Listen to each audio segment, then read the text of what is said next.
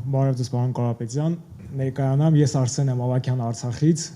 լսել եմ ձեր մեծ գործերի մասին Արցախում, որի համար ձեզ շատ շնորհակալ եմ։ Հարց վերաբերում է անվտանգության մասին,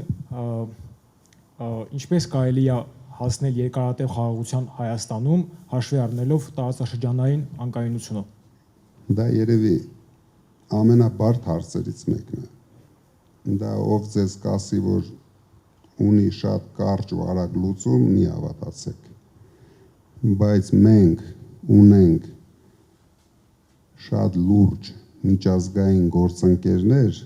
բոլոր կողմերում։ Մենք օգտագործելու ենք իրենց բոլոր հնարավորությունները ապահովելու իրական երկարատև խաղաղություն, բայց արժանապատիվ խաղաղություն։ Ոչ թե հանձնելով ու հանձնվելով խաղաղություն, այլ հավասարը հավասարի հետ խաղաղություն։ Դուք դրանում մի կասկածեք,